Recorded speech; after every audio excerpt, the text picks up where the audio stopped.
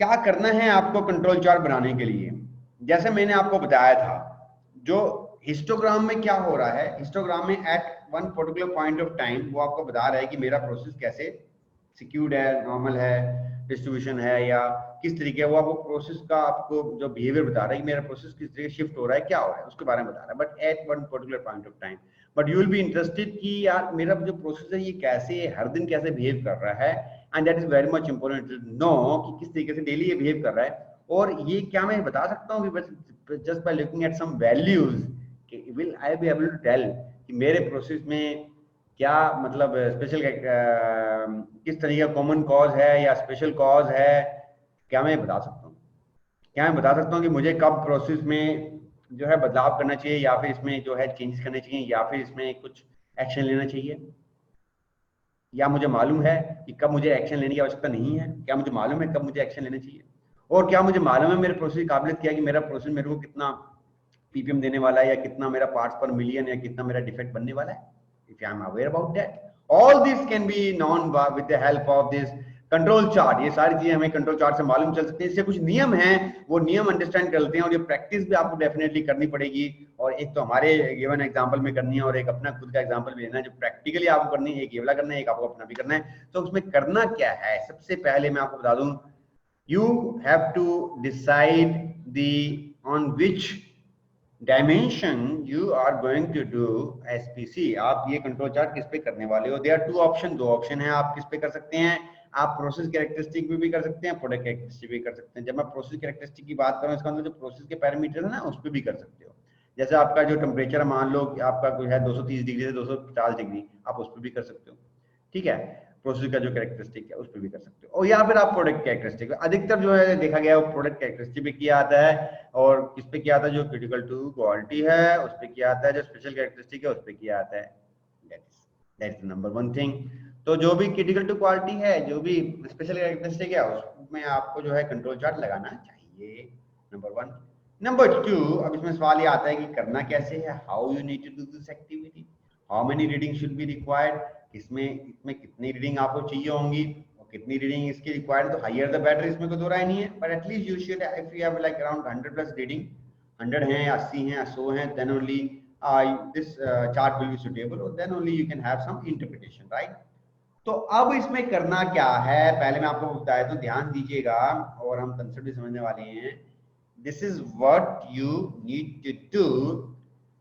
You need to identify the time and date. आपने date decide कर ली और टाइम डिसाइड कर लिया। आपने कहा साहब आज जो है 28 तारीख है, मेरी शिफ्ट चल रही है, 28 तारीख है, और इस 28 तारीख में आपने फ्रीक्वेंसी डिसाइड कर ली कि मैं जो डाटा जो लेने वाला हूं, लाइन से लेने वाला हूं, that I will be taking on 28 every 4 hour, every 2 hour, but the frequency you can decide कि किस घंटे में आप कितने पीस लेने वाले हैं based on your control plan. आपने कहा साहब ये मैं हमारा जो डाटा लेने वाला हूँ ये इस प्रकार से लेने वाला हूँ, पहला जो डाटा लूंगा मैं मान लीजिए 10 बजे लूंगा, दूसरा जो लेने वाला हूँ मैं I'll be taking at this frequency 10 a.m. The second I'm going to take at 12 p.m. What should be the frequency? The ideal frequency could be जो आपके कंट्रोल प्लान में जो आपकी चेकिंग की पेट्रोल इंस्पेक्शन की फ्रीक्वेंसी, आप उस frequency को रख सकते हो। That could be the ideal frequency. जो भी आपकी कंट्रोल प्लान की फ्रीक्वेंसी आप वो डिसाइड कर सकते हो। तो पहला आपने क्या डिसाइड कर लिया? आपने डिसाइड कर लिया कि किस दिन करेंगे, ये डेली करना चाहिए, ठीक है, और किस फ्रीक्वेंसी पे करेंगे वो आपने डिसाइड कर लिया, 2 घंटे 4 घंटे की फ्रीक्वेंसी पे कर सकते हैं। अब कितने सैंपल लेने चाहिए? आप 2 3 4 5 सैंपल पे ले सकते हैं, it depends, but higher the better. But ये भी है कि अगर आपने सैंपल ज्यादा ले लिया, 8 9 10 ले लिया, तो वो टाइम कंज्यूमिंग भी होगा, समय भी लगेगा sometime.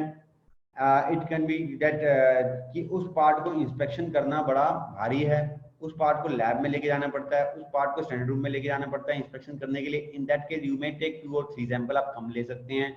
In general which is widely used in the company, like जो वाइडली पॉपुलर है वो ये है कि एक बार में how many samples you need to take, कितने सैंपल आपको लेने हैं, sample how many sample you need to take. जब आप ये कर रहे हैं, एक नहीं लेना, दो नहीं लेने, whatever you can take 2 और 2 to 10, 2 से 10 भी हो सकते हैं, बट जैसे मैंने कहा कम कब लेने हैं, जब आपका inspection is hard, time consuming, you have to take this far, you have to take that piece to standard room, then you can take less number of pieces for inspection, but if it is easy you can take more. The best is like what we have seen in the industry, which the general practice is 5. How many random number of samples you will be picking, you will be taking how many samples you will be taking, 5 samples, कितने लेने हैं, 5 आपने उठाए, and this is randomly you are picking and you are just putting up the reading. Okay, this is how you need to do. And कौन सा लेंगे, critical to quality लेंगे, क्या फ्रीक्वेंसी लेंगे, जो मेरे कंट्रोल प्लान में फ्रीक्वेंसी डिसाइड है वो लेंगे। क्या एक बंदा लेगा, यस एक बंदा लेगा। क्या बंदा चेंज हो सकता है, हाँ बंदा चेंज हो सकता है, इसमें ऐसा तो कुछ है नहीं एक बंदा ले, बट हाँ उस बंदे का मतलब कॉम्पिटेंसी होनी चाहिए, ऐसे नहीं कि वो बंदे का मेजरमेंट मेथड अलग है, दूसरे का मेथड अलग है, सेम मेजरमेंट सेम इक्विपमेंट हो, सेम मेजरमेंट सिस्टम हो, ऑपरेटर सेम हो, अच्छी बात है, सेम नहीं है तो भी चल सकता है, it's not like that, but the point is that कि मतलब कॉम्पिटेंट होना चाहिए वो बंदा, उसमें ये नहीं कि वेरिएशन नहीं होना चाहिए, उसमें अनट्रेंड होना चाहिए, बहुत जरूरी है, राइट। हाँ वो एमएसए में अभी डिटेल में पढ़ेंगे सारा एमएसए, बाकी क्वालिफाई कैसे करना बंदे को वो हम पढ़ेंगे, right. So up till now you have understood what you need to do. 10 बजे गए, ये रैंडमली आपने 5 सैंपल लिए, आपने उसको पिक किया, आपने उसकी रेटिंग लिख दी। 12 बजे गए, रैंडमली 5 सैंपल लिए, उसकी रेटिंग लिख दी। 2 बजे गए, रैंडमली 5 सैंपल लिए, उसकी रेटिंग लिख दी। This how you need to fill it out. इस तरीके से आपको ये पूरी जो है शीट भरनी है। दैट्स नंबर 1 थिंग, ये नंबर पहली चीज है, राइट। दूसरा, what you do as you get some like around 80-100 numbers of reading, then in that case अब हम आगे बढ़ेंगे और आज हम अंडरस्टैंड करने का प्रयास कर रहे हैं कि अब इसको करना क्या आगे। So this is step by step approach. Now you go through that step by step approach. आपको उस स्टेप बाय स्टेप अप्रोच जाके आपको 2 चीजें बनाने की आवश्यकता है। There are 2 things which you need to make. What are those 2 things which you need to make? That 2 things are, one is X bar chart and other is R bar chart. X bar R chart, like these are 2 charts, X bar और R chart आपको बनाने हैं। Now each one has its own relevance, हर एक का अपना अलग relevance है। जो X bar chart होता है, right, X bar का जो मेन मकसद होता है वो क्या दिखाता है, जैसे आपने पढ़ा था कंसेप्ट, क्या कंसेप्ट पढ़ा था आपने, जो आर चार्ट है, एक्स बार चार्ट है, वो आपको दिखा रहा है एक्यूरेसी। जो आर चार्ट है वो क्या दिखा रहा है, R chart is, so both these charts have its own purpose. दोनों चार्ट का अलग पर्पस है, दोनों चाहिए ना हमें, तो हमें एक्यूरेसी भी चाहिए, हमें प्रिसिजन भी चाहिए। हाँ वो मैं बताया था आपको, एक्यूरेसी फिक्स करना आसान है, वो जो जैक और एमेट के एग्जांपल में आपने देखा था, बट प्रिसीजन को फिट करना मुश्किल है। प्रिसीजन लाना थोड़ा ज़्यादा डिफिकल्ट जॉब है, एक्यूरेसी लाना आसान है, बट देखने दोनों है, एक्यूरेसी भी देखना है, प्रिसीजन भी देखना है, और दोनों चार्ट का अपना अलग अलग मकसद है। एक्स बार चार्ट का मकसद क्या है, एक्यूरेसी देखना। आर बार चार्ट का आर का मतलब क्या है, प्रिसीजन देखना। So both are important and main thing is this, you must know how to make these charts, because if you can make these charts you can interpret। आप बता सकते हो मेरे प्रोसेस में क्या चला। अभी हम सीपीसीपी की बात नहीं कर रहे, अभी उसे भूल जाओ, अभी हम पहले बात कर रहे हैं, पहला chapter, let's go step by step चलेंगे। अभी हम बात कर रहे हैं how to make this charts, number 1। Number 2, how to do interpretation of this charts. हम इस चार्ट से क्या निकालेंगे, ये हम बात कर रहे हैं। प्लीज अंडरस्टैंड दिस, अब इसे समझने का प्रयास करो। So first step is this। अब क्या करना है, तो पहला एक्टिविटी किस पे क्रिटिकल, कौन सा किस पे X bar chart R chart बनाना है वो डिसाइड कर लिया based on critical to quality, ठीक है। और ये टेम्पलेट मैंने आपको दिया, इस टेम्पलेट का इस्तेमाल करके you have to get the reading. क्या फ्रीक्वेंसी होनी चाहिए, जो भी कंट्रोल प्लान की फ्रीक्वेंसी है वो आप डाल लो, that will be good enough. कितने सैंपल लेने हैं, 5 is the standard which is widely used. आप कम भी ले सकते हैं, ज्यादा भी ले सकते हैं, but this 5 is the widely used. Sample random आपने पिक करने हैं। अब क्या करना है, अब ये करना है, अब you have to go and now understand the control limits. अब आपको कंट्रोल लिमिट डिसाइड करनी है। जैसे मैंने आपको कहा था कंट्रोल लिमिट क्या होती है, control limit is the voice of process. Process की काबिलियत, कस्टमर कह रहा है कि इस टॉलरेंस चाहिए, लेकिन आपकी जो प्रोसेस है क्या वो काबिल है इसके कम टॉलरेंस बनाने के, that is the control limit. So जो स्पेसिफिकेशन लिमिट ज्यादा अधिकतर होगी, कंट्रोल लिमिट कम होगी, ऐसा मैंडेटरी नहीं है कि अगर मान लो स्पेसिफिकेशन लिमिट ये है, कंट्रोल लिमिट ज्यादा है, तो इसका आपको प्रोसेस काबिल नहीं है। यही हम आगे देखेंगे और मैं आपको बताऊंगा थोड़ी देर में, बट अभी आप अंडरस्टैंड कीजिए करना कैसे है। Sequence of activities what need to be done. The first thing which you need to do, you need to find out the X bar.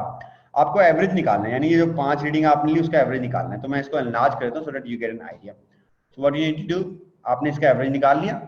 Average कैसे निकाला, जो जितनी रीडिंग थी उसका सम किया divide by total number of reading, इसका average आ गया। तो एवरेज क्या 9.98। इसी प्रकार से आपने जो सेकंड था, जो सेकंड 12 बजे लिया था उसका एवरेज निकाल लिया। ऐसे ही करके आपने एवरेज निकाल लिया। So first thing which you did is you try to find out the average, that's number 1 thing. Second thing is range chart बनाने के, रेंज यानी अब आपने प्रिसिशन, ये एवरेज बताता है एक्यूरेसी, एक्यूरेसी बताता है, ठीक है। सेकंड है आपका रेंज, रेंज का मतलब कैसे निकालना है, पास पास, accuracy, readings are near to each other, पास पास, maximum minus minimum, maximum minus minimum. ये क्या निकल के आ गया फ्रेंड्स, रेंज निकल के आ गया। तो मैक्सिमम माइनस मिनिमम क्या निकल गया, रेंज निकल के आ गया। अब क्या करना है, अब आपको निकालना है इसकी control limits. How do identify the control limits? So control limit का there is a formula. What is that formula? That formula is simple, x double bar plus a2r bar and x double bar minus a2r bar. तो मैं इसमें आ जाता हूं, आपको दिखाया तो यहाँ पे।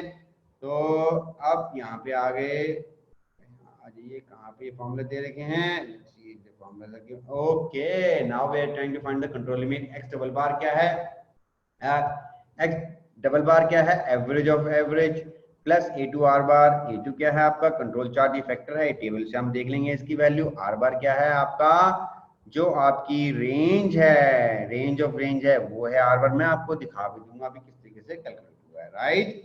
तो ये आपने निकालना है x double bar plus a2r bar. Just look at this example if I can find out. Okay wait कीजिएगा, एक बार मैं देख लेता हूं। ओके यस बिल्कुल ठीक है, इसी एग्जांपल में है। लेट्स सी दिस, एक एग्जांपल रखेंगे ताकि आपको आसानी से।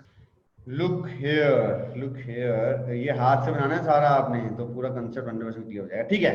तो ये यहां तक आपको समझ में आ गया भाई।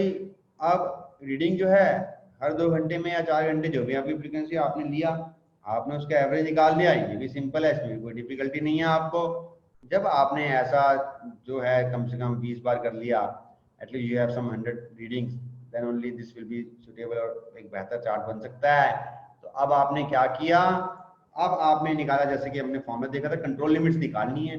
कंट्रोल लिमिट्स क्या होती हैं, control limits are the independent of specification limit. This is the capability of a process to produce the part within those tolerances. तो control limit independent होती है किससे, स्पेसिफिकेशन लिमिट से। स्पेसिफिकेशन लिमिट कुछ और हो सकती है, कंट्रोल लिमिट कुछ और हो सकती है। तो कंट्रोल लिमिट निकालने के लिए क्या है, फॉर्मूला व्हिच आर गिवन। तो सबसे पहले क्या करना है आपको, x डबल बार निकालना है। x डबल बार कैसे निकालेंगे, जो आपने ये x बार निकाला था ना, इसका एवरेज और एवरेज कर दिया। जैसे 15 रीडिंग है, टोटल ऐड कर दिया, डिवाइड बाय 15 कर दिया। तो अब आपका x double bar that is the average of average क्या है, 9.997, 9.99। आपने 9.99 जो है 7, that is the x double bar. अब range r double bar, r bar sorry r bar बोलते हैं, r बार क्या है, रेंज का एवरेज निकाल लिया, जो रेंज थी डिवाइड बाय 15 कर दिया, जैसे टोटल नंबर ऑफ रीडिंग है। तो अब आपके 2 फिगर आ गई हैं, एक आपकी x बार आ गई है, x डबल बार आ गई है, और एक आपकी r बार आ गई है। और x डबल बार, x बार चार्ट जो हमने बनाना है उसकी कंट्रोल लिमिट पता लगानी पड़ेगी, कंट्रोल लिमिट पता लगानी पड़ेगी। और कंट्रोल लिमिट का फॉर्मूला क्या है, कंट्रोल लिमिट का फॉर्मूला ये है, मैं आपको लिख भी देता हूं आपके लिए। अपर control limit, lower control limit, इसकी बात कर रहे हैं, x double bar plus a2r बार, x double bar minus a2r बार। अब ये x डबल बार कहां से आया, x double bar is this one, जो हमारी एवरेज ऑफ एवरेज था, जो हमारी एवरेज आई थी ना, ये टोटल नंबर ऑफ कितनी बार आपने लिया, 15, मतलब कितनी बार आपने ये जो है 15 रीडिंग है ना, देखिए 15 आएंगे, आपकी ज्यादा भी हो सकते हैं, वट एवर 20 हैं 25 हैं जो भी हैं, देखिए 15 लिखा है 15। ये 15 नीचे लिखा है 15। सो एक्स डबल बार कैसे आते हैं, एवरेज फॉर एवरेज। अब आपने यहाँ क्या किया, x double bar plus are बार भी है यहाँ पे आपका, जी हाँ है। ये A2 की वैल्यू क्या है, ये क्या है, ये A2 ये कांस्टेंट है। ओके, ये कैसे पता लगेगा, ये you have to refer the table. A2 की वैल्यू क्या है हमने देख ली 5 रीडिंग के लिए, ये कांस्टेंट है, ये कितना है 0.577। Yes it is there. आप देखिए यहाँ पर ये ऑलरेडी है, यहाँ पे देखो ये नंबर ऑफ सैंपल कितने लिए हैं, 5 लिए हैं हमने, 5 दिख रहा है आपको, this is already in your slide. आपको मैनुअल रेफर करने की आवश्यकता नहीं, आप स्लाइड में भी देख सकते हैं। तो आप देखोगे A2 इसमें कांस्टेंट है, 5 रीडिंग में कितना लिया है 0.577, ये लिया है क्या, देख लेते हैं 0.577 लिया नहीं लिया, देखा आपने 0.577। अगर ये 5 रीडिंग ना होती, 5 रैंडम सैंपल नहीं लेते, जितना लेते उतना उसके हिसाब से उसका कांस्टेंट डाल देते। अब यहाँ पे ये आपने कैलकुलेट किया UCL upper control limit X double bar plus A2 R bar. X double bar आपने निकाला था, A2 की वैल्यू कांस्टेंट है, आर बार आपने निकाला है, और lower control limit X double bar minus A2 R bar. अब ये हमें कंट्रोल लिमिट पता लगी, किसी कंट्रोल लिमिट क्या है कंट्रोल। अब आपको क्या करना है, अब इतना मुश्किल नहीं है, अब आपको चार्ट जो है ड्रा करना है। अब ध्यान से देखना है यहाँ पे, so what is this, supposed to mean is 10 and your x 10.02 lower control limit 9.97, ठीक है। तो अब आपने क्या करना है, अब यहाँ पे ध्यान दो, अब आपने क्या किया, what you did, look here, हम अभी बात कर रहे हैं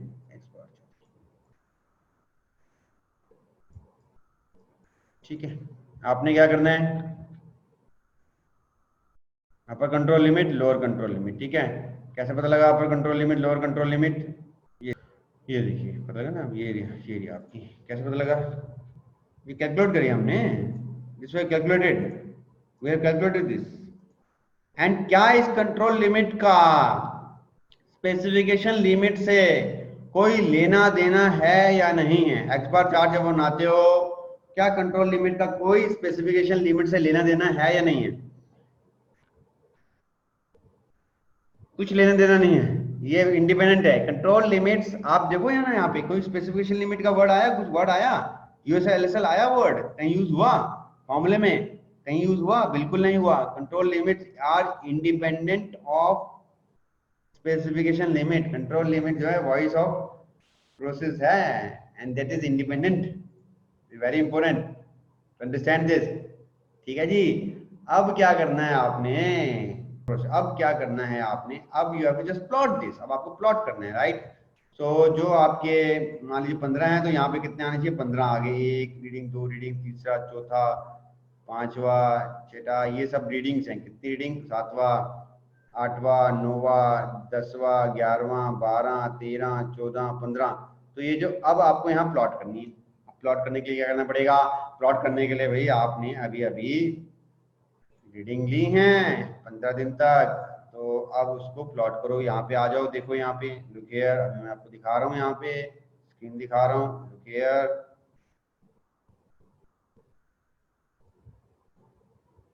Shrikant, control limits are independent of specification limits. मैं रिपीट कर रहा हूँ, control limits are independent of specification limits, ठीक है। अब करना क्या, अब आपको प्लॉट क्या करना है, प्लॉट आपको करना है ये जो एक्स बार दिख रहा है आपको, ये जो येलो कलर का दिख रहा है, ये येलो, ये आपको प्लॉट करना है। 9.98 10.01, now you have to plot this 9.98। कैसे प्लॉट करना है, सिंपल, जैसे चार्ट प्लॉट करते हैं, इट्स वेरी वेरी सिंपल। 9.98 10.01 दिखाया था आपको, अभी आप हाथ से करोगे तो आपको कॉन्फिडेंस और बढ़ेगा। 9.98, हाँ जी 9.98, ठीक है जी 9.98 9.98, ठीक है जी। ये ला दूसरा 10.02 कर दिया प्लॉट, ऐसे करके प्लॉट करना है, राइट दिस प्लॉट दिस। क्या करना है आपने, एक्स बार चार्ट प्लॉट करना है। It's easy to plot, it's not difficult to plot, ये कोई बड़ा मुश्किल नहीं है प्लॉट करना। क्या करना पड़ेगा, जो हर रीडिंग आई है उसको प्लॉट कर दीजिए, कंट्रोल लिमिट निकालिए और फिर आप उसे एक्स बार चार्ट में प्लॉट कीजिए। This is what you are going to do in this case study which I have given you. This is also you are going to do for the case study which you will be doing for your own company, जो actual में आप करने वाले उसके लिए भी आप ये बनाने वाले हो, ठीक है। बहुत बहुत इंपॉर्टेंट है ये।